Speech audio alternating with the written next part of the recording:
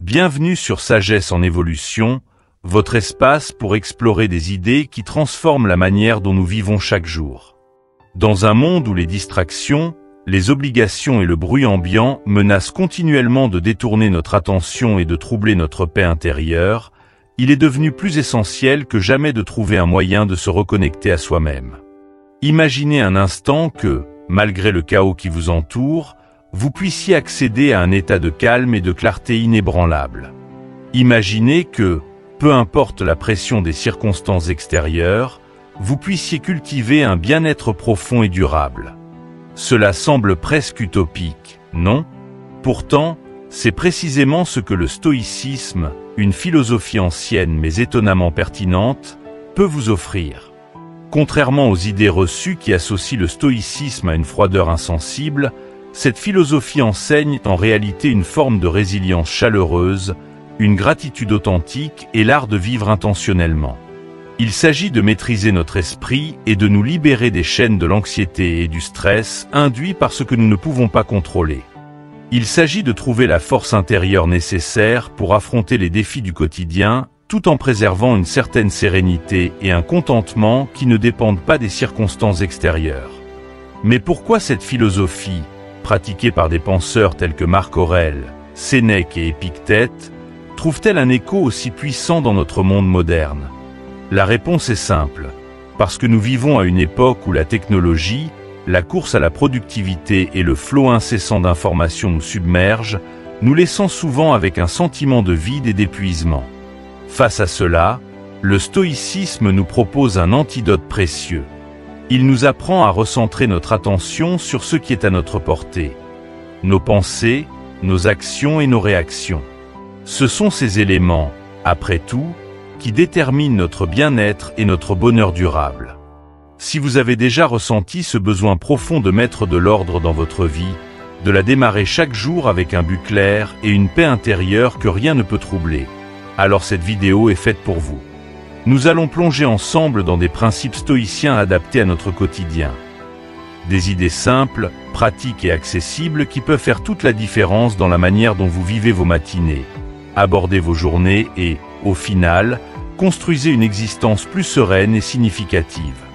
Restez avec nous pour découvrir comment, grâce à ces enseignements intemporels, vous pouvez créer des rituels matinaux puissants qui poseront les bases d'une vie pleine d'intention, de résilience et de joie profonde.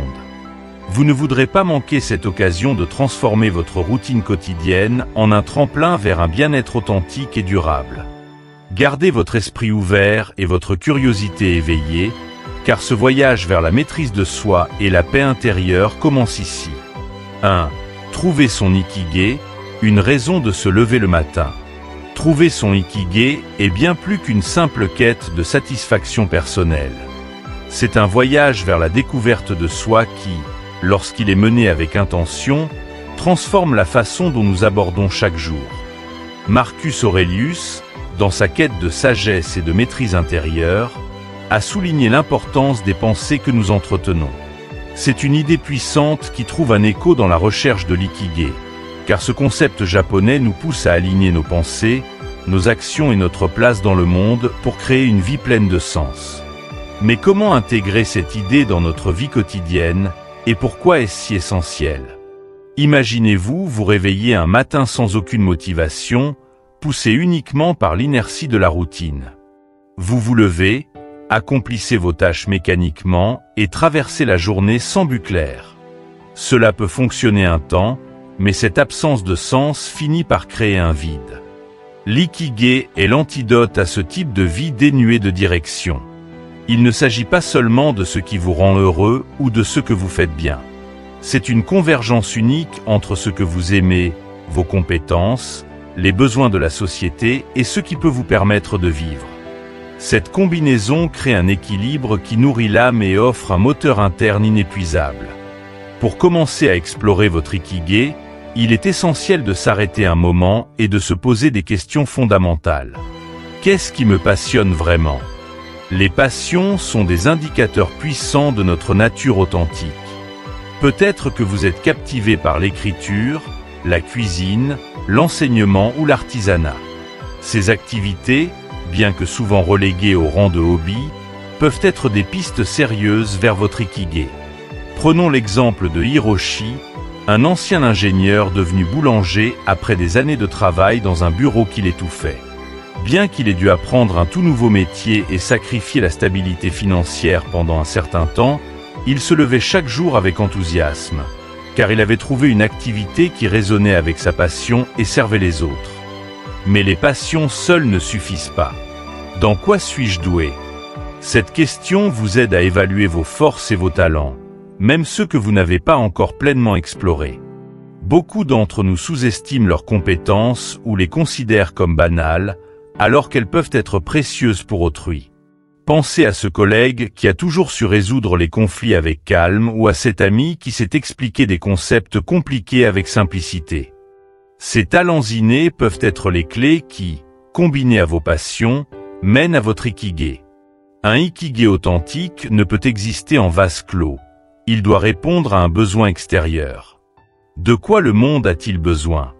Est sans doute la question la plus importante et la plus engageante de ce processus. Dans un monde en constante évolution, les besoins changent et offrent de nouvelles opportunités d'aligner vos passions et compétences avec quelque chose de plus grand que vous-même. Imaginez un enseignant passionné par la technologie qui décide de créer des cours en ligne pour les enfants défavorisés, répondant ainsi à un besoin criant tout en s'épanouissant dans ce qu'il aime faire. Trouver des façons de contribuer de manière significative à la société enrichit votre Ikigai et renforce votre sentiment de pertinence. Enfin, il est crucial de se demander comment puis-je être rémunéré pour cela? Trouver l'Ikigai implique de transformer votre passion et vos talents en quelque chose de durable. Le but n'est pas de monétiser chaque passion, mais de voir où se trouve le point d'équilibre entre ce que vous aimez, ce que vous faites bien et ce qui peut soutenir votre vie. Prenons l'exemple d'une graphiste passionnée qui, après des années à travailler pour une grande agence, se rend compte qu'elle trouve un sens bien plus profond en aidant de petites entreprises locales à raconter leur histoire visuelle. Ce pivot peut transformer sa routine quotidienne en une source de joie et de satisfaction, tout en étant un moyen de subsistance. Le processus de découverte de l'Ikigai ne se fait pas du jour au lendemain. Il s'agit d'une démarche introspective qui évolue au fil des expériences de vie, des échecs et des succès. Peut-être que votre Ikigai aujourd'hui ne sera pas le même dans 10 ans, et c'est parfaitement normal. Ce qui importe, c'est de rester curieux, ouvert et prêt à explorer de nouvelles avenues lorsque l'opportunité se présente.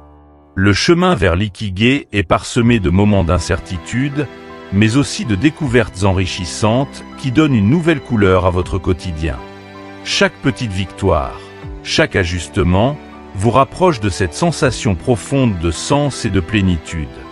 En intégrant ce concept dans votre vie, vous commencez à voir la différence.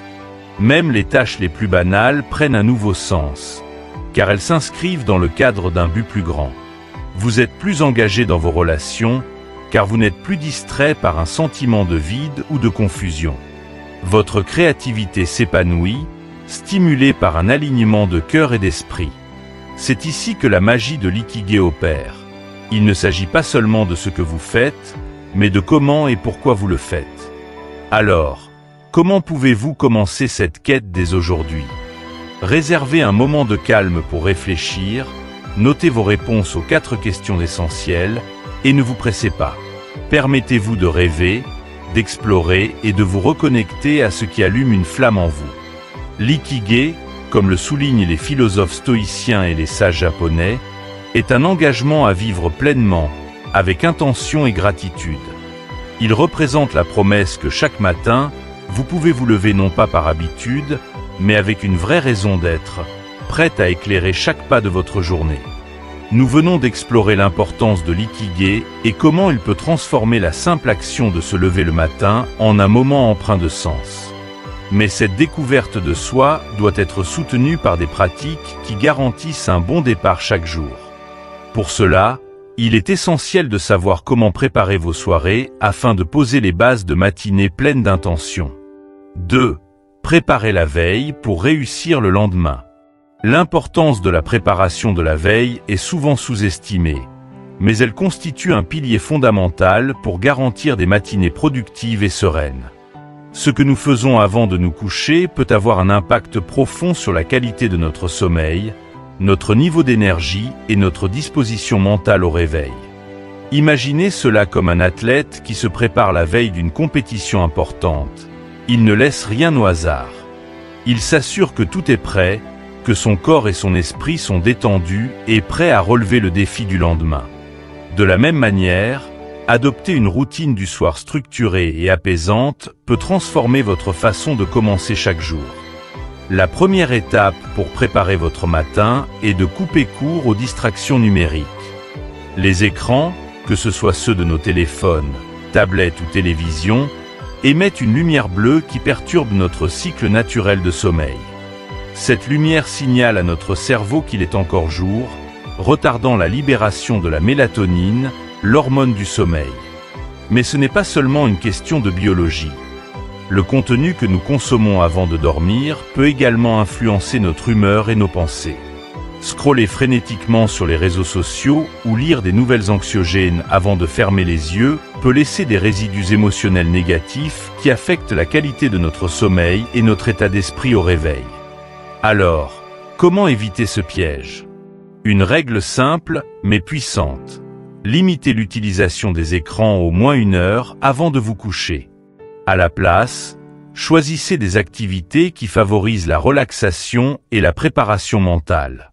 La lecture est une option de choix, surtout si elle porte sur des sujets qui inspirent et apaisent. Un livre de philosophie, une biographie ou même un roman captivant peuvent être des compagnons parfaits pour cette période.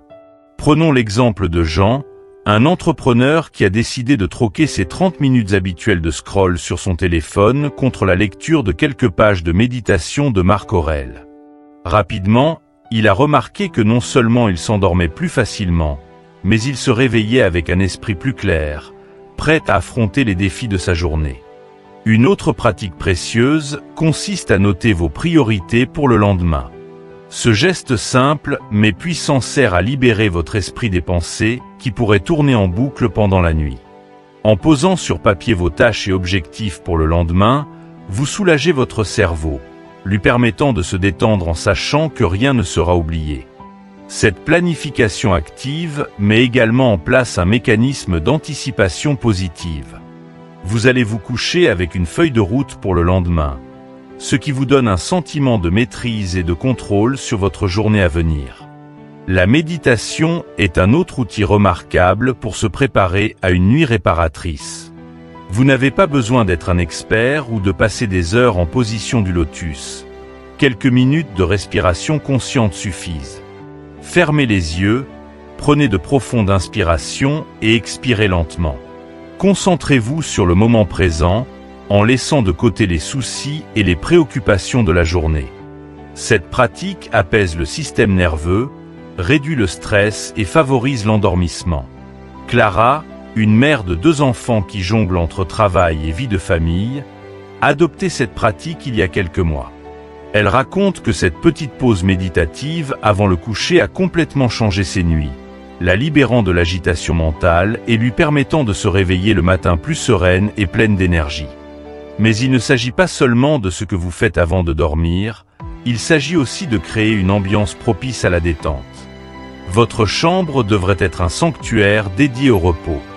Assurez-vous que l'éclairage est tamisé et que la température est confortable. Si vous le souhaitez, vous pouvez même ajouter des éléments qui induisent le calme, comme des diffuseurs d'huiles essentielles à la lavande ou des sons apaisants. Ces détails peuvent sembler insignifiants, mais accumulés, ils créent un environnement où votre esprit et votre corps se sentent en sécurité et prêts à se déconnecter. L'importance de ces pratiques réside dans leur capacité à préparer le terrain pour une matinée plus efficace et plus satisfaisante. En prenant soin de la veille, vous ne laissez pas les premières heures de votre journée au hasard. Vous ne vous réveillez pas en mode survie, précipité et submergé par les obligations du jour.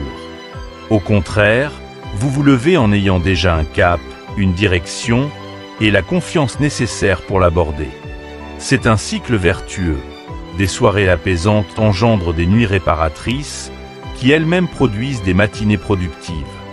Cependant, comme tout changement de comportement, l'intégration d'une routine du soir demande du temps et de la persévérance.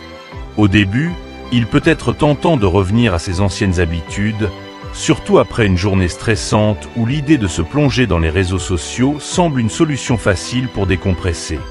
Mais souvenez-vous que chaque minute que vous investissez dans ces pratiques est un pas vers des matinées où vous contrôlez le début de votre journée et non l'inverse. En adoptant cette approche proactive pour la veille, vous vous préparez non seulement à une meilleure nuit de sommeil, mais aussi à des matinées qui démarrent sous le signe de la clarté et de l'intention. Ces soirées ne sont pas des sacrifices. Elles sont des investissements dans votre bien-être et votre succès quotidien. 3. Évitez les distractions matinales, l'art de la sérénité. Éviter les distractions matinales est essentiel pour s'ancrer fermement dans le moment présent et cultiver la sérénité nécessaire pour affronter la journée. Dans le tumulte de la vie moderne, où les notifications incessantes et les sollicitations numériques commencent dès l'aube, la discipline de résister à la tentation de consulter son téléphone au saut du lit peut sembler un défi insurmontable. Pourtant, c'est l'un des plus grands cadeaux que vous pouvez vous offrir. Cette pratique est non seulement bénéfique pour la santé mentale, mais elle aligne également parfaitement avec la sagesse intemporelle des stoïciens, tels que Marcus Aurelius, qui considérait la concentration sur l'instant présent comme une clé pour mener une vie intentionnelle et paisible. Imaginez la scène. Vous ouvrez les yeux et la première chose que vous faites est de saisir votre téléphone. L'écran s'allume et immédiatement, une rafale de courriels, de messages et de notifications sociales vous accapare. En quelques secondes, votre esprit passe d'un état de repos à un état réactif, se préparant à répondre aux exigences et aux drames des autres. Vous commencez la journée en mode réactif plutôt qu'en mode proactif, et cela peut créer un effet boule de neige qui impacte négativement toute votre journée. Si, au contraire, vous choisissez de commencer votre matinée sans cette intrusion, vous ouvrez la porte à un état de calme, d'introspection et de réflexion qui nourrit votre bien-être. Commencer la journée sans consulter son téléphone permet de préserver cet instant précieux où l'esprit est encore vierge des sollicitations extérieures. Profitez de ce moment pour lire quelques pages d'un livre inspirant ou de méditation philosophique. Imaginez-vous en train de savourer les mots de Marc Aurèle, écrits il y a plus de 1800 ans mais résonnant toujours avec une puissance contemporaine. Vous avez le pouvoir sur votre esprit, pas sur les événements extérieurs. Réalisez cela, et vous trouverez la force. Ces quelques minutes où vous nourrissez votre esprit de pensées positives et réfléchies posent les fondations d'une journée empreinte de sagesse et de résilience. La méditation, même si elle ne dure que quelques minutes, est une autre pratique essentielle qui peut transformer la qualité de votre matinée. S'asseoir en silence, respirer profondément et focaliser son attention sur l'instant présent aide à calmer le flot de pensées et à préparer l'esprit à aborder la journée avec clarté et intention. Cet exercice simple mais puissant vous recentre. Et comme le disait Épictète, un autre éminent stoïcien, « Ce qui trouble les hommes, ce ne sont pas les choses, mais les opinions qu'ils en ont. » En méditant, vous cultivez la capacité de contrôler ces opinions, de ne pas laisser vos pensées vous emporter dès le matin, mais de choisir consciemment la manière dont vous réagissez au monde qui vous entoure. Pour illustrer l'impact de ces pratiques, prenons l'exemple de Sophie, une professionnelle qui jongle entre des responsabilités de cadre et une vie familiale bien remplie. Avant d'adopter cette approche, elle commençait chaque journée submergée par des courriels urgents et des messages de travail, ce qui la laissait souvent stressée avant même d'avoir pris son petit déjeuner. Mais lorsqu'elle a commencé à mettre en place une routine où elle réservait la première heure de sa journée à la lecture et à l'écriture dans un journal, elle a remarqué un changement significatif. Son niveau de stress a diminué et elle se sentait plus en contrôle de sa journée, abordant chaque tâche avec une plus grande clarté d'esprit et une meilleure humeur. L'écriture est une autre pratique matinale qui peut enrichir cette période de calme. Tenir un journal où vous notez vos pensées, vos intentions pour la journée ou simplement des réflexions personnelles est un excellent moyen de fixer vos priorités et de clarifier vos objectifs. Cette pratique ancre vos intentions, rendant vos actions plus alignées avec vos valeurs. C'est comme tracer une feuille de route mentale qui vous guide tout au long de la journée. Dans ses méditations, Marc Aurèle lui-même pratiquait cette introspection écrite, notant ses réflexions et conseils personnels. Il nous montre ainsi que même un empereur, submergé par des responsabilités colossales, trouvait la valeur de prendre un moment pour écrire et recentrer son esprit. Il est tentant de penser que ces pratiques sont réservées aux personnes qui ont le luxe du temps, mais même quelques minutes peuvent suffire. Si vous avez 5 minutes, passez-les à respirer profondément et à vous centrer. Si vous avez 10 minutes, ouvrez un livre de méditation philosophique ou écrivez quelques lignes dans un journal. L'essentiel est de commencer petit et de faire de cette pratique un rituel incontournable. Chaque instant de sérénité gagné le matin se répercute sur le reste de la journée, influençant positivement votre humeur, votre productivité et la façon dont vous réagissez aux imprévus. Enfin, n'oubliez pas que l'objectif n'est pas de se priver de technologie, mais de choisir quand et comment y accéder. Il est possible de se reconnecter au monde numérique après avoir pris le temps de se recentrer sur soi-même. Cette décision consciente d'éviter les distractions matinales est une déclaration d'indépendance envers un monde qui tente constamment de capter notre attention. C'est un acte de rébellion douce contre le chaos et une affirmation de votre souveraineté sur votre temps et votre esprit. À mesure que vous développez cette habitude, vous constaterez que vos matinées, autrefois envahies par l'anxiété et les stimuli extérieurs, se transforment en moments de calme et de préparation intérieure. Vous vous sentirez mieux équipé pour gérer le flot de mai, les réunions et les demandes diverses qui surgissent tout au long de la journée, car vous aurez commencé votre matinée sur vos propres termes. En prenant conscience de l'importance de réduire les distractions matinales et en mettant en place ces pratiques simples, vous renforcez votre capacité à rester ancré dans le présent, à cultiver la sérénité et à aborder chaque jour avec un esprit clair et une intention bien définie. Et cette sérénité, bien que parfois fugace, devient plus accessible à chaque matinée passée à la cultiver. 4. Se réveiller à heure fixe, la puissance de la routine. Se réveiller à heure fixe est bien plus qu'une simple habitude.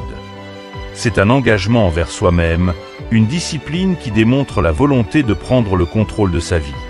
C'est un acte qui, bien que modeste en apparence, représente un pilier fondamental pour construire des journées plus stables et intentionnelles.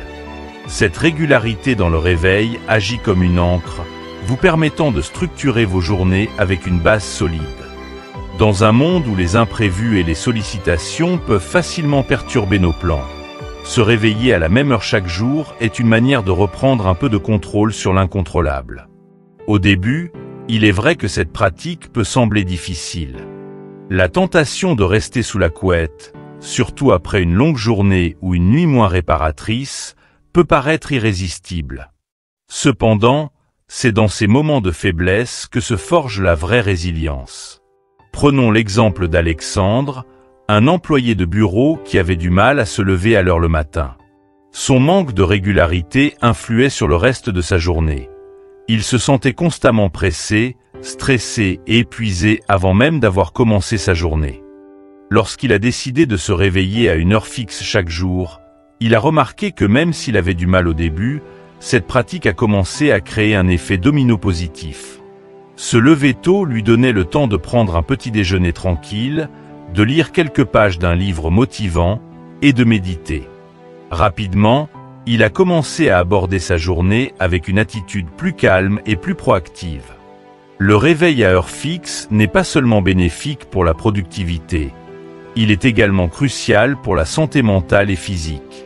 Le corps humain fonctionne selon des rythmes circadiens, ces horloges internes qui régulent notre cycle de sommeil et d'éveil.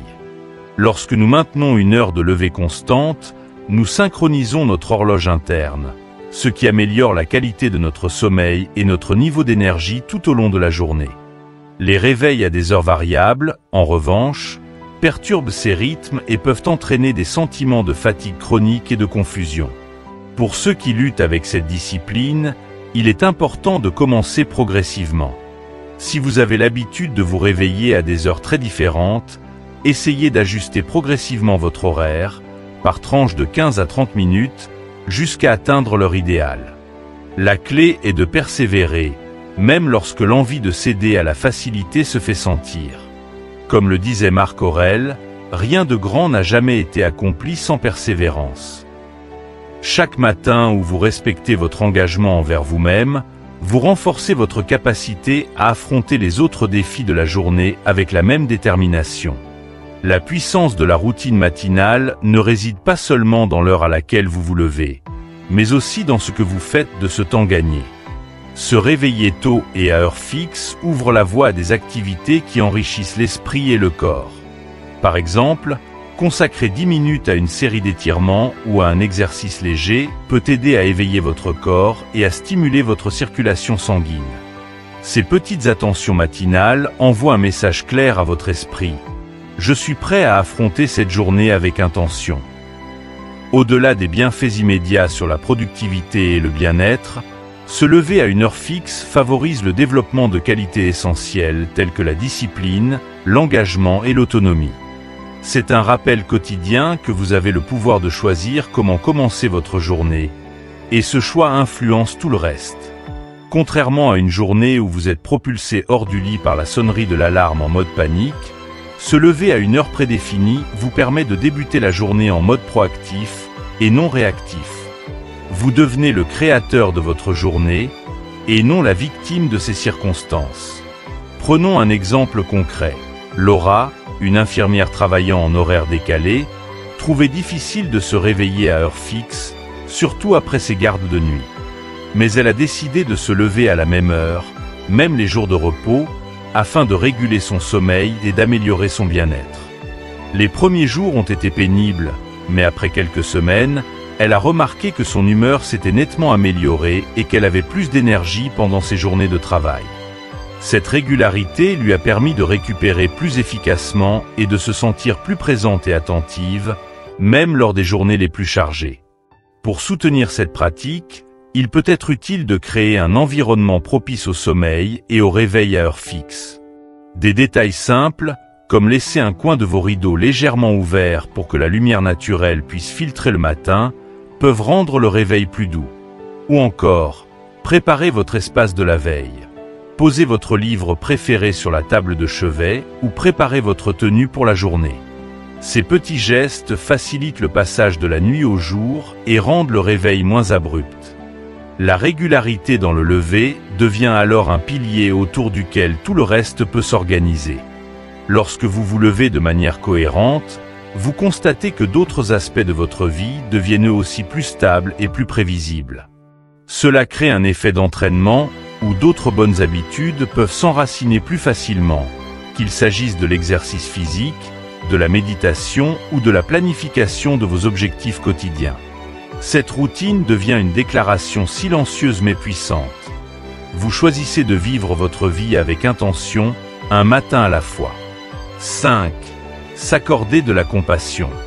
S'accorder de la compassion est une étape souvent négligée dans la quête d'une vie disciplinée et intentionnelle. Pourtant, elle est essentielle pour maintenir la motivation et assurer un progrès constant. Beaucoup de personnes, lorsqu'elles s'engagent à adopter de nouvelles habitudes, comme se réveiller à une heure fixe ou structurer leur matinée, tombent dans le piège de l'autocritique excessive lorsqu'elles échouent. Elles se disent que chaque échec est une preuve de faiblesse ou un signe qu'elles ne sont tout simplement pas faites pour la discipline. Cependant, Marcus Aurelius, grand stoïcien et empereur romain, nous rappelle que la patience envers soi-même est une vertu et non un défaut. Apprendre à être indulgent avec soi-même, c'est s'armer pour un parcours de croissance durable. La réalité est que l'échec fait partie intégrante du chemin vers le changement. Personne ne réussit à maintenir de nouvelles habitudes sans accroc. Imaginez un athlète qui s'entraîne pour un marathon. Il sait qu'il y aura des jours où ses jambes sembleront lourdes, où le souffle sera court et où la motivation manquera. S'il se blâme ou se décourage à chaque entraînement difficile, il risque de perdre de vue l'objectif global. De la même manière, s'accorder de la compassion après un matin où l'on a cédé à l'envie de dormir un peu plus longtemps est essentiel pour rester sur le chemin du progrès. Prendre une profonde respiration et se dire que demain est un nouveau jour est plus qu'un simple cliché. C'est une pratique qui démontre de la résilience et un amour-propre bienveillant. Par exemple, Sarah, une mère qui jongle entre sa carrière et ses enfants, s'est donné le défi de se lever chaque matin à 6 heures pour méditer et écrire dans son journal. Cependant, après une nuit de sommeil interrompue par ses jeunes enfants, il lui est arrivé de rester au lit plus longtemps. Plutôt que de se reprocher cette défaillance, elle a appris à accepter ces moments et à se dire que sa valeur ne se mesurait pas à une performance parfaite.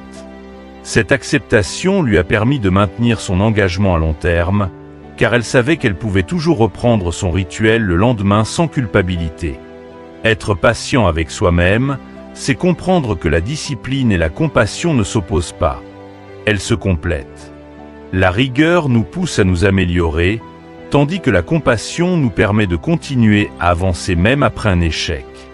Sans cette compassion, la discipline peut rapidement se transformer en une tyrannie intérieure, où la moindre déviation devient une source de honte et de découragement. Cette rigidité est contre-productive, car elle peut mener à l'abandon complet des bonnes habitudes. L'une des clés pour s'accorder de la compassion est de changer notre dialogue intérieur. Lorsqu'une erreur est commise, au lieu de se dire « je n'ai pas de volonté » ou « je n'y arriverai jamais », essayez de reformuler en « aujourd'hui, ça n'a pas fonctionné comme prévu, mais je suis sur la bonne voie » ou « je mérite de la patience », comme je le ferais pour un ami qui traverse la même chose. Cet exercice peut sembler simple, mais il est incroyablement puissant. Il nous sort du cycle négatif de l'autocritique et nous replace sur la voie du progrès, nourri par l'acceptation et la persévérance. Un autre aspect fondamental de la compassion envers soi-même est de reconnaître que nous sommes des êtres humains, non des machines. Nous avons des besoins émotionnels, des fluctuations d'énergie, des imprévus et des moments de faiblesse. C'est normal et cela fait partie de l'expérience humaine. Les stoïciens eux-mêmes, bien qu'ils prêchaient la discipline, reconnaissaient que l'homme devait composer avec ses émotions et ses limites. Marc Aurèle lui-même écrivait sur l'importance de ne pas se torturer pour ses imperfections, mais de les utiliser comme un tremplin pour la croissance. Si un empereur aux responsabilités écrasantes pouvait se permettre cette indulgence, pourquoi pas nous? Dans la pratique, il peut être utile de créer un rituel de rattrapage. Si un matin ne se passe pas comme prévu, que pouvez-vous faire pour vous réancrer dans votre journée? Peut-être qu'au lieu de la méditation ou de l'écriture que vous aviez prévu de faire au lever, vous pouvez vous offrir quelques minutes de silence et de respiration pendant votre pause déjeuner. Ces ajustements montrent que même si la perfection n'a pas été atteinte, l'intention de rester fidèle à ses valeurs et objectifs demeure. Cela démontre que la persévérance prime sur la perfection. Il est aussi important de se rappeler que la croissance est rarement linéaire. Comme dans la nature, elle se fait de façon organique, avec des hauts et des bas. Les matins où vous céderez à la tentation de rester au lit un peu plus longtemps peuvent être perçus non comme des échecs, mais comme des signaux que quelque chose doit être ajusté. Peut-être est-ce un rappel que vous avez besoin de plus de repos, ou que votre corps vous demande une pause. L'écoute attentive de ces signaux et l'acceptation de leur existence renforcent votre résilience à long terme. Enfin, sachez que la compassion envers soi-même a un effet de contagion. Lorsque vous vous traitez avec bienveillance, cela a un impact sur la façon dont vous interagissez avec les autres. Vous devenez plus compréhensif et patient envers les échecs et les défis des autres, car vous avez appris à naviguer les vôtres avec grâce. Cette attitude crée un cercle vertueux de respect et d'empathie qui contribue à une vie plus harmonieuse. La pratique de la compassion envers soi-même est donc un atout précieux sur le chemin de l'amélioration personnelle. Elle nous permet de nous rappeler que, malgré nos aspirations à la discipline et à la rigueur, nous sommes avant tout humains, et que la bienveillance envers soi-même est la clé pour persévérer et progresser. 6. Petits actes de discipline. Les petits actes de discipline sont souvent négligés parce qu'ils semblent insignifiants ou trop simples. Pourtant, ces gestes discrets ont un impact profond sur notre esprit et notre façon d'aborder la vie. Faire son lit, par exemple, est l'un de ces actes modestes mais puissants qui peut sembler trivial à première vue. Pourtant, il encapsulait une vérité essentielle. Ce que nous faisons dans les petits détails de notre vie détermine souvent notre capacité à gérer les grandes responsabilités. Chaque matin, lorsque vous tirez la couette et lissez les draps, vous ne faites pas que ranger votre chambre. Vous envoyez un message clair à votre esprit: je commence cette journée avec ordre et détermination. Prenons l'exemple de John, un jeune étudiant en pleine préparation de ses examens. Chaque matin, avant même de toucher à ses manuels, il prenait quelques minutes pour faire son lit et ranger son bureau.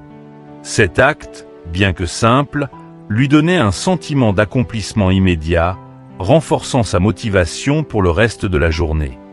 Il a constaté que cette petite victoire matinale lui donnait la confiance nécessaire pour affronter des tâches plus complexes, comme étudier pendant des heures ou composer des dissertations. C'est là que réside la force des petits actes de discipline. Ils établissent un socle sur lequel d'autres habitudes peuvent se développer. Faire son lit n'est qu'un exemple parmi d'autres. D'autres gestes quotidiens, tels que laver immédiatement la vaisselle après un repas, ranger son espace de travail ou noter ses objectifs du jour, contribuent à créer un environnement et un état d'esprit propice à la productivité. Ces petits actes sont des affirmations silencieuses mais puissantes de notre engagement envers nous-mêmes. Ils nous rappellent que nous avons le pouvoir de choisir comment nous interagissons avec notre environnement et notre journée, et que ce pouvoir commence par de petites actions. Ces gestes, même s'ils semblent dénués de signification, ont un effet cumulé important. Un environnement en ordre reflète un esprit en ordre. Et un esprit en ordre est capable de naviguer à travers les complexités de la vie avec plus de clarté et de confiance. Marc Aurèle, dans ses méditations, soulignait l'importance de mener des actions alignées avec nos principes, même dans les aspects les plus simples de la vie. Chaque petit acte de discipline que vous pratiquez, comme faire votre lit, est une manifestation de votre engagement à vivre en accord avec vos valeurs. Vous créez une base solide qui vous aide à rester ancré lorsque les défis plus importants se présentent. Ces gestes peuvent également renforcer votre résilience face à l'inattendu. Prenons l'exemple d'Alice, une entrepreneure dont l'emploi du temps est souvent bouleversé par des imprévus. Lorsqu'elle a commencé à instaurer des petits rituels de discipline, comme prendre 5 minutes le matin pour méditer ou organiser sa liste de tâches, elle a remarqué une amélioration significative dans la façon dont elle gérait le stress. Ces moments de discipline quotidienne ont agi comme des points de repère constants dans sa journée, l'aidant à revenir à un état de calme même lorsque ses projets prenaient des tournures inattendues. Il est également important de comprendre que ces petits actes ne sont pas réalisés pour atteindre la perfection, mais pour cultiver un état d'esprit de régularité et de respect de soi. En effectuant ces gestes chaque jour, vous ancrez en vous la conviction que vous êtes capable de prendre soin de vous et de votre environnement. Cette conviction s'étend ensuite à d'autres domaines de votre vie. La discipline est souvent associée à des efforts monumentaux, mais c'est en réalité dans la répétition de ces petites actions que se forme le caractère. C'est dans le quotidien que l'on forge la capacité de persévérer dans des projets plus ambitieux, que l'on développe l'endurance nécessaire pour atteindre des objectifs à long terme. Un autre exemple concret est celui de la routine matinale de Maria, une professeure de lycée qui, bien que débordée par ses responsabilités, s'assurait de prendre 10 minutes chaque matin pour écrire ses intentions pour la journée. Ce geste simple l'aidait à clarifier ses priorités et à se rappeler pourquoi elle faisait ce qu'elle faisait. Lorsqu'elle devait faire face à des élèves difficiles ou à des journées particulièrement éprouvantes, elle revenait à ces quelques lignes pour puiser de la motivation et rester concentrée. Il ne s'agit pas seulement d'actions physiques. La discipline dans les pensées, comme prendre quelques instants pour reformuler une pensée négative dans une perspective plus constructive, est tout aussi cruciale. Par exemple, si vous vous réveillez en pensant « je ne veux pas affronter cette journée », prendre le temps de reformuler cela en « cette journée peut être difficile, mais je choisis de la vivre avec courage » est un petit acte de discipline mentale qui peut changer le ton de votre journée. Enfin, il est essentiel de comprendre que l'accumulation de ces petits actes mène à une vie vertueuse. La vertu n'est pas une réalisation spectaculaire qui survient du jour au lendemain. Elle est la somme de choix conscients faits chaque jour. Chaque fois que vous faites votre lit, que vous rangez un espace ou que vous choisissez de commencer votre journée sur une note positive, vous contribuez à façonner la personne que vous aspirez à être. Vous renforcez votre capacité à respecter vos engagements, à rester fidèle à vos principes et à agir avec constance. Ces petites actions peuvent sembler insignifiantes sur le moment, mais elles créent un terrain fertile pour que de grandes actions puissent s'épanouir. Elles posent les bases d'une vie où la discipline devient une seconde nature et où la poursuite de la vertu est un chemin jalonné de petits pas, constants et déterminés. 7. Partenaire de responsabilité. L'idée d'un partenaire de responsabilité peut sembler superflue à première vue, surtout dans une culture qui valorise l'autosuffisance et l'indépendance. Cependant, la vérité est que même les personnes les plus disciplinées et motivées bénéficient de la présence d'un allié sur le chemin de la croissance. Partager ses objectifs avec un partenaire de responsabilité transforme une entreprise solitaire en une aventure collective, renforçant non seulement l'engagement envers ses propres aspirations, mais apportant aussi un soutien et une motivation réciproque. Un partenaire de responsabilité n'est pas seulement quelqu'un qui vérifie si vous avez bien fait ce que vous aviez prévu. C'est une personne qui vous comprend, qui partage peut-être des objectifs similaires et qui, par sa simple présence, vous pousse à continuer même lorsque la motivation commence à faiblir. Cette relation peut être comparée à celle des coureurs qui s'entraînent ensemble. Courir seul peut être méditatif, mais avoir quelqu'un à ses côtés rend les kilomètres plus faciles à parcourir et ajoute une dimension de compétition amicale et de soutien qui peut faire toute la différence. Lorsque la fatigue commence à peser, un simple regard ou un mot d'encouragement peut suffire à raviver l'énergie et la détermination. Prenons l'exemple de Julien et Thomas, deux amis qui ont décidé de se lancer dans un défi de développement personnel consistant à se réveiller chaque matin à 5 heures pour travailler sur leur projet personnel. Pendant les premières semaines, l'excitation et la nouveauté les ont portés. Mais inévitablement, la lassitude s'est installée. Julien se souvient d'un matin particulièrement difficile où, sans l'appel de Thomas pour lui rappeler leur engagement mutuel, il aurait cédé à la tentation de rester sous la couette. Ce simple geste d'appel a fait toute la différence, et Julien a pu continuer à progresser ce jour-là. Thomas, quant à lui, a tiré de la force des retours positifs de Julien, ce qui a consolidé leur dynamique et renforcé leur discipline à long terme. Le choix d'un partenaire de responsabilité doit être judicieux. Il est essentiel de choisir quelqu'un qui partage vos valeurs et qui prend ses propres engagements au sérieux. Cette personne doit être capable d'offrir un soutien sans jugement, mais aussi de vous défier lorsque cela est nécessaire. La communication est au cœur de cette relation. Il est important de fixer des attentes claires, de discuter des objectifs respectifs et de s'accorder sur la fréquence des suivis. Que ce soit par des rencontres hebdomadaires, des messages quotidiens ou des appels vidéo, la régularité de ces interactions est la clé pour maintenir l'élan. Cette pratique ne se limite pas à un soutien moral. Elle est ancrée dans une philosophie de communauté et de partage qui était déjà chère aux stoïciens. Marc Aurèle, malgré ses fonctions d'empereur, savait que l'apprentissage et l'amélioration de soi n'étaient pas des voyages solitaires. Il s'entourait de conseillers et cherchait à échanger des idées pour grandir en sagesse et en vertu. De la même manière, un partenaire de responsabilité offre des perspectives que vous ne pourriez pas voir seul. Il peut pointer des faiblesses, suggérer des améliorations et applaudir vos réussites, même lorsque vous avez du mal à les reconnaître vous-même. Prenons l'exemple de Léa, qui voulait instaurer une routine d'écriture quotidienne pour progresser dans la rédaction de son roman. Bien qu'elle ait commencé avec beaucoup d'enthousiasme, elle a rapidement été rattrapée par le doute et le manque de motivation. C'est là qu'intervient son amie Sophie, qui, tout en travaillant sur ses propres projets créatifs, a convenu de lire quelques pages de Léa chaque semaine et de lui donner un retour constructif. Cet échange a non seulement permis à Léa de maintenir sa discipline, mais lui a aussi donné un nouveau regard sur son travail, l'inspirant à persévérer avec plus de confiance. Outre le soutien direct, Le fait de rendre des comptes à quelqu'un d'autre introduit un élément de responsabilité qui peut être extrêmement motivant. Quand nous savons que quelqu'un d'autre attend un compte rendu de nos progrès, nous avons tendance à prendre nos engagements plus au sérieux. Il ne s'agit plus seulement de soi, mais de l'engagement pris envers une autre personne, ce qui renforce notre détermination à ne pas laisser tomber. Cette relation peut aussi offrir un cadre de réflexion pour discuter des échecs et des réussites.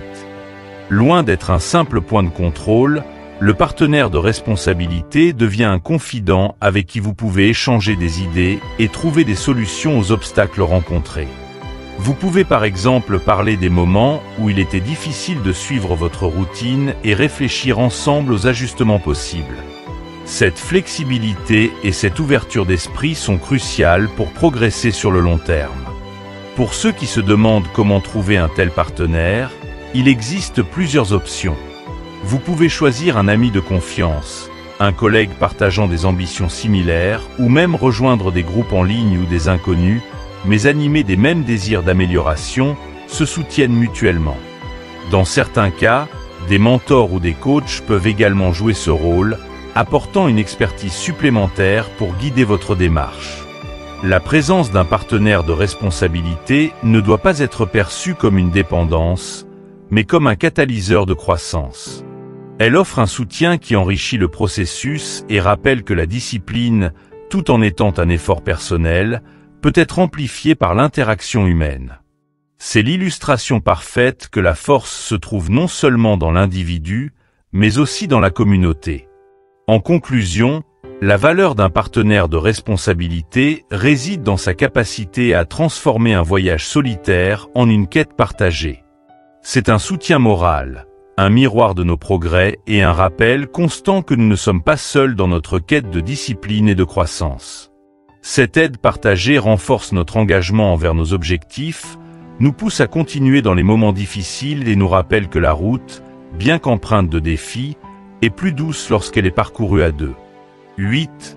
Memento Mori, se rappeler de la valeur de chaque jour. Le concept de Memento Mori, qui signifie littéralement « souviens-toi que tu vas mourir », est peut-être l'une des leçons les plus profondes que nous ait légué le stoïcisme. Cette réflexion sur la nature éphémère de la vie peut, à première vue, sembler morbide ou pessimiste. Mais les stoïciens tels que Marc Aurèle et Sénèque l'ont adopté non pas pour vivre dans la peur de la fin, mais pour embrasser la vie avec une gratitude et une urgence renouvelée. Chaque matin est un rappel que nous avons encore une opportunité, un souffle de vie, un jour de plus pour agir avec intention, pour aimer et pour grandir. Imaginez-vous vous réveiller le matin et, au lieu de sombrer dans la routine habituelle, prendre quelques instants pour reconnaître que ce jour est unique. Vous pouvez dire à voix basse « Aujourd'hui est un don ». Cette simple pensée peut transformer la façon dont vous abordez la journée, des tâches les plus banales aux moments les plus précieux. Vous réalisez soudainement que chaque interaction, chaque sourire partagé et chaque défi est une part irremplaçable de votre expérience de vie. Les stoïciens croyaient fermement que méditer sur la mort ne devait pas être vu comme une source d'angoisse, mais comme un moyen de clarifier nos priorités. Trop souvent, nous laissons les jours passer sans prendre conscience de leur valeur intrinsèque. Nous repoussons les choses importantes, persuadés qu'il y aura toujours un lendemain. Pourtant, en prenant conscience de la fragilité de la vie, nous comprenons que ce demain n'est jamais garanti. C'est cette perspective qui nous pousse à vivre chaque jour avec plus d'intention et de gratitude, à accorder notre attention aux choses et aux personnes qui comptent vraiment. Prenons l'exemple d'Henri, un avocat passionné par son travail, mais souvent absorbé par de longues heures de bureau et des nuits sans fin passées sur des dossiers. Lorsqu'il a découvert la pratique du Memento Mori, il a commencé chaque matin par un moment de réflexion. Ce simple rappel de sa propre mortalité l'a aidé à réévaluer ses priorités.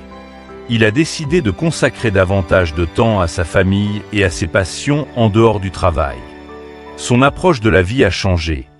Il n'était plus simplement un homme d'affaires cherchant à remplir des objectifs professionnels, mais un père, un époux et un ami qui voyait chaque jour comme une chance de se connecter plus profondément avec les autres. Cette idée de vivre chaque jour comme s'il était le dernier pousse également à agir avec plus de courage et de sincérité. Combien de fois avons-nous retenu nos mots par peur de l'échec ou de l'opinion des autres? La pratique du memento mori nous rappelle que le temps est trop précieux pour être gaspillé en hésitations inutiles. Par exemple, dire « je t'aime » à quelqu'un, exprimer sa gratitude, ou même demander pardon deviennent des actions naturelles et urgentes lorsque l'on se souvient que la vie est incertaine. Marc Aurèle, dans ses méditations, écrivait « Vous pourriez quitter la vie maintenant. Que cela détermine ce que vous faites, dites et pensez. » Ce conseil est un puissant antidote à la procrastination et à l'apathie. Il nous rappelle que la vie ne doit pas être vécue comme une série de jours monotones où l'on repousse à plus tard nos rêves et nos aspirations.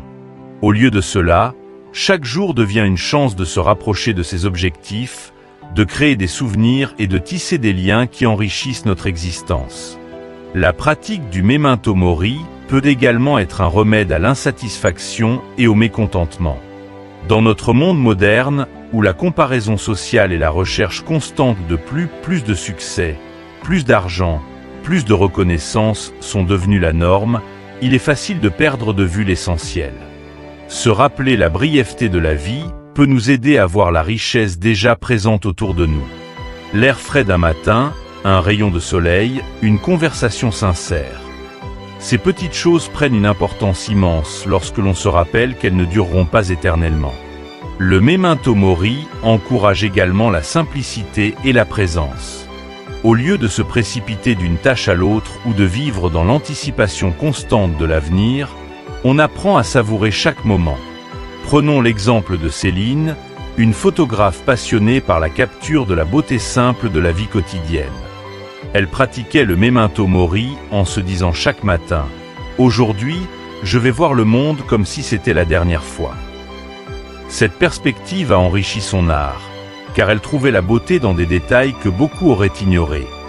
Une goutte de pluie sur une feuille, un sourire échangé dans la rue.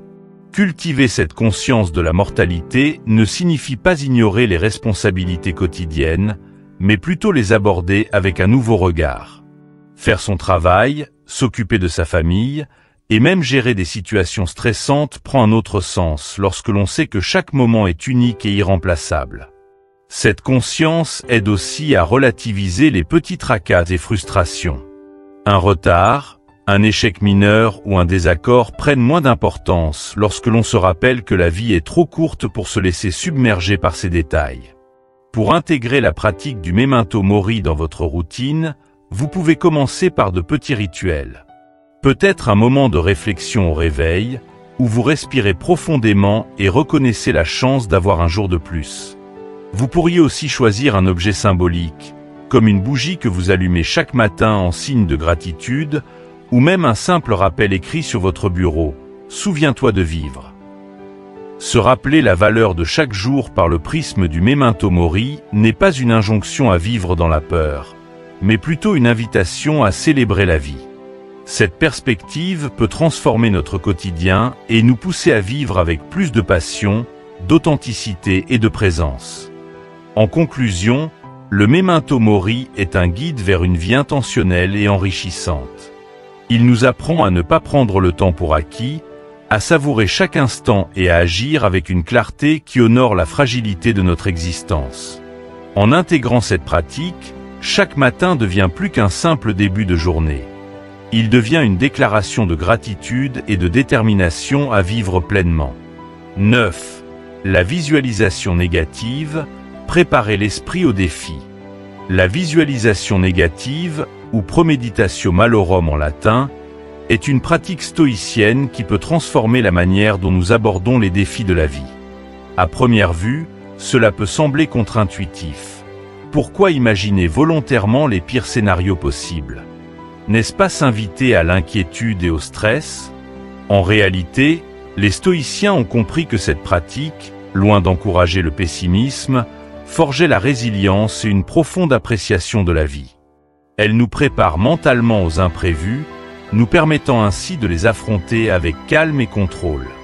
L'idée n'est pas de se plonger dans des pensées angoissantes ou de vivre dans la peur, mais de se familiariser avec la possibilité que des difficultés surviennent. En visualisant les obstacles avant qu'ils n'arrivent, nous les rendons moins intimidants. Sénèque, philosophe stoïcien, disait « Un homme est malheureux comme il le croit ». Si nous apprenons à envisager la perte, l'échec ou la difficulté comme des possibilités que nous pouvons affronter, elles perdent leur pouvoir de nous terrifier. Prenons l'exemple de Claire, une manager dans une grande entreprise. Avant chaque présentation importante, elle prenait quelques minutes pour visualiser les scénarios où les choses pouvaient mal tourner. Une question imprévue, un problème technique ou un auditoire distrait. Cette anticipation ne la rendait pas anxieuse, elle la rendait prête. Elle savait déjà comment réagir face à l'imprévu, et cela lui permettait de rester calme et confiante. Cette pratique peut également aider à relativiser l'importance de certains événements. En imaginant ce qui pourrait mal se passer, nous prenons conscience que même si ces choses se produisaient, elles ne signifieraient pas la fin du monde. La visualisation négative est un outil de désamorçage de la peur, car elle montre que nous sommes capables de surmonter l'adversité. Cela nous aide à ne pas accorder trop de pouvoir aux événements et à nous rappeler que notre bien-être ne dépend pas entièrement des circonstances extérieures, mais de la façon dont nous les abordons. Un autre avantage de la visualisation négative est qu'elle nous apprend à apprécier ce que nous avons déjà. Lorsque nous prenons le temps d'imaginer la perte de nos possessions, de nos proches ou de nos routines confortables, nous revenons à la réalité avec une gratitude renouvelée. Marc Aurèle, dans ses méditations, écrivait « Commence chaque journée en pensant à la chance que tu as de vivre, de respirer, de penser, de profiter et d'aimer. » En se rappelant que tout ce que nous tenons pour acquis peut disparaître, nous développons un sentiment d'urgence et de joie à profiter pleinement de ce que nous avons. Prenons l'exemple de Philippe, un père de famille qui menait une vie bien remplie, souvent accaparé par son travail et les obligations domestiques. Chaque soir, avant de se coucher, il passait quelques instants à imaginer ce que sa vie serait sans ces moments de routine, comme lire une histoire à ses enfants ou partager un repas avec sa femme. Cela lui a permis de transformer ces moments de la vie quotidienne en instants précieux, à apprécier sans réserve. Cette pratique l'a aidé à se reconnecter à ce qui était vraiment important et à ne plus se laisser emporter par le stress du travail ou les petites contrariétés. La visualisation négative prépare également l'esprit à gérer les revers avec un niveau de détachement plus grand. Imaginez que vous vous êtes préparé mentalement à l'éventualité de perdre un emploi, d'essuyer un refus ou de faire face à un obstacle majeur. Si l'un de ces événements se produit, l'impact émotionnel est atténué parce que vous l'avez déjà vécu de façon anticipée dans votre esprit. Cela vous permet de réagir de manière réfléchie, plutôt que de céder à la panique ou au désespoir. En fait, c'est un moyen de s'entraîner à cultiver la sérénité face à l'incertitude, un trait essentiel de la philosophie stoïcienne. En pratique, la visualisation négative peut être intégrée dans votre routine matinale ou dans un moment de calme pendant la journée. Prenez 5 minutes pour fermer les yeux et imaginer un scénario dans lequel un événement inattendu se produit. Réfléchissez à la manière dont vous pourriez y répondre, aux ressources dont vous auriez besoin et à l'état d'esprit que vous souhaiteriez adopter. Par exemple, si vous vous préparez à une réunion importante, imaginez que votre présentation ne se déroule pas comme prévu. Visualisez-vous réagissant avec calme, reformulant vos arguments et reprenant le contrôle de la situation.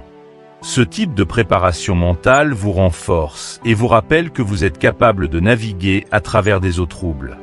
Il est important de souligner que la visualisation négative ne consiste pas à imaginer les pires scénarios pour s'y complaire ou s'y morfondre, mais plutôt à se préparer à y faire face de manière constructive. Cela renforce notre capacité à accepter que les choses peuvent mal tourner et que c'est normal. En nous y préparant, nous devenons moins dépendants des résultats parfaits et plus ancrés dans l'acceptation stoïque de l'incertitude de la vie. Enfin, la visualisation négative peut encourager des actions préventives. En imaginant des situations où vous pourriez perdre quelque chose de précieux, vous êtes plus enclin à prendre des mesures pour protéger ce qui compte vraiment. Si vous visualisez la possibilité de tension dans vos relations personnelles, vous pourriez vous rappeler de l'importance de la communication ouverte et de la patience. Si vous imaginez des difficultés financières potentielles, cela pourrait vous inciter à épargner ou à planifier des solutions à long terme. Cette anticipation proactive contribue à minimiser l'impact des revers et à renforcer la résilience. Pour conclure, la visualisation négative est une pratique qui, loin de nous entraîner dans la peur, nous enseigne à vivre avec plus de préparation, de gratitude et de contrôle. En cultivant cette anticipation mentale, nous nous armons contre la panique face à l'inattendu et développons la capacité de répondre aux défis de la vie avec calme et sagesse. Elle nous permet de voir chaque journée comme une opportunité d'agir avec intention, en appréciant ce que nous avons et en étant prêts à affronter ce que l'avenir nous réserve. 10. Finir la journée avec gratitude. Terminer la journée avec un sentiment de gratitude est l'une des pratiques les plus puissantes et apaisantes que l'on puisse adopter. Dans un monde qui nous pousse constamment à chercher ce qui nous manque, à nous fixer sur nos faiblesses et à anticiper la prochaine tâche à accomplir, prendre un moment pour se poser et reconnaître ce que l'on a déjà est un acte de rébellion douce. Le stoïcisme, avec son appel à vivre dans le présent et à apprécier ce que nous avons, encourage la pratique de la gratitude non pas comme un exercice superficiel, mais comme un fondement pour une vie plus riche et plus résiliente. Le journal de gratitude est un outil simple mais incroyablement efficace pour ancrer cette pratique dans notre quotidien. L'idée est de prendre quelques minutes avant de se coucher pour réfléchir aux moments, grands ou petits, qui ont apporté de la joie ou un sentiment d'accomplissement dans notre journée. Cela peut être aussi simple que de se rappeler un sourire échangé avec un collègue, la chaleur du soleil sur notre peau, ou la satisfaction d'avoir terminé un projet important. Cet exercice n'est pas destiné à ignorer les difficultés de la journée, mais à équilibrer notre perspective en soulignant les aspects positifs qui peuvent souvent passer inaperçus. Prenons l'exemple de Lucie, une infirmière qui, après des journées longues et éprouvantes à l'hôpital, rentrait souvent chez elle épuisée et découragée. Lorsqu'elle a commencé à tenir un journal de gratitude, elle a remarqué un changement subtil mais puissant dans son état d'esprit. Au lieu de se concentrer uniquement sur le stress et la fatigue, elle prenait le temps de noter des moments précieux. La reconnaissance d'un patient, une plaisanterie partagée avec un collègue, ou même la simple satisfaction d'avoir aidé quelqu'un dans une situation difficile. Cette habitude a transformé ses nuits et l'a aidé à trouver un sommeil plus paisible, car elle allait se coucher avec un cœur plus léger et un esprit apaisé. La gratitude agit sur notre cerveau de manière similaire à une méditation. Elle réduit le stress, améliore la qualité du sommeil et augmente notre résilience émotionnelle. En cultivant la gratitude, nous entraînons notre cerveau à se concentrer sur le positif et à trouver la beauté dans le quotidien. Cette pratique régulière change la façon dont nous percevons le monde et les défis que nous rencontrons. Au lieu de se sentir accablé par ce qui manque ou par ce qui va mal, nous commençons à reconnaître et à apprécier ce qui est là, ce qui est bon et ce qui mérite d'être célébré. Tenir un journal de gratitude ne demande pas un investissement énorme de temps. Quelques minutes suffisent pour noter 3 à 5 éléments positifs de la journée. L'essentiel est de le faire régulièrement, car c'est la répétition qui crée un changement durable. Cet exercice peut être enrichi en décrivant pourquoi ces moments sont importants. Par exemple, ne vous contentez pas d'écrire « J'ai apprécié le café avec un ami », mais ajoutez « Ce moment m'a rappelé l'importance des amitiés et m'a fait sentir soutenu et connecté ». Cette profondeur dans l'écriture amplifie les bienfaits de la pratique. Au-delà du journal, la gratitude peut être intégrée dans des conversations en famille ou entre amis. Prendre un moment avant le dîner pour que chacun partage un point positif de sa journée peut renforcer les liens et créer un environnement familial ou social plus positif. La gratitude partagée est doublement bénéfique. Elle enrichit la relation et inspire chacun à cultiver cette même attitude de reconnaissance. Mais pourquoi terminer la journée avec de la gratitude ? Les dernières pensées que nous avons avant de nous coucher influencent notre sommeil et notre état d'esprit au réveil. Si nous allons au lit en ruminant sur nos échecs, nos inquiétudes et ce qui nous attend le lendemain, notre sommeil risque d'être agité et de qualité inférieure. En revanche, en concluant la journée sur une note de gratitude, nous préparons notre esprit à se reposer dans un état de satisfaction et de paix. Nous nous réveillons alors plus disposés à aborder la journée suivante avec espoir et optimisme. Jean-Pierre, un retraité qui avait du mal à dormir en raison de préoccupations financières, a commencé à pratiquer la gratitude avant de se coucher. Chaque soir, il notait 3 choses pour lesquelles il était reconnaissant, même lors des journées difficiles. Il pouvait s'agir de moments simples, comme le chant des oiseaux le matin ou la gentillesse d'un voisin.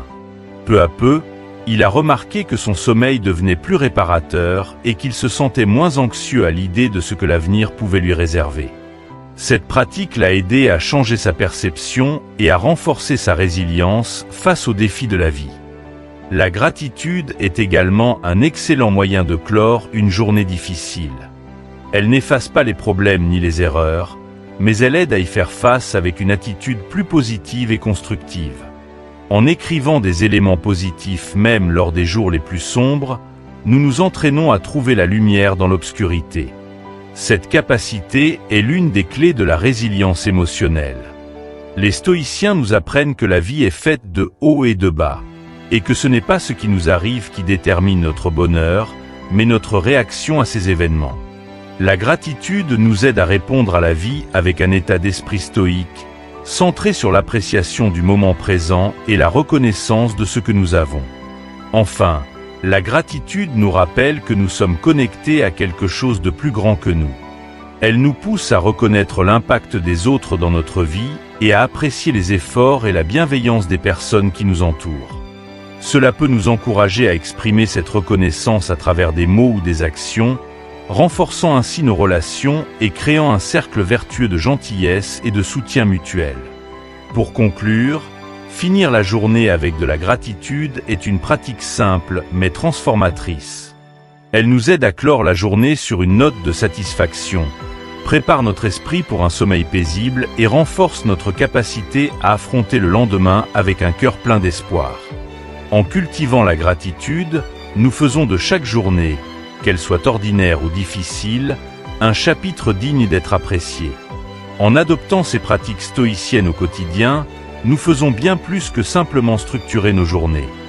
Nous choisissons de vivre avec intention, résilience et gratitude. Ces principes anciens, testés et éprouvés par le temps, offrent un cadre solide pour aborder les défis modernes avec calme et assurance.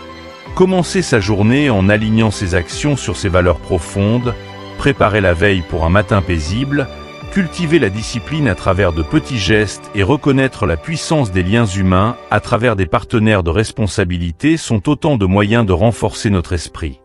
La pratique du memento mori nous rappelle la précieuse fragilité de chaque instant, tandis que la visualisation négative nous prépare à affronter l'inconnu avec confiance.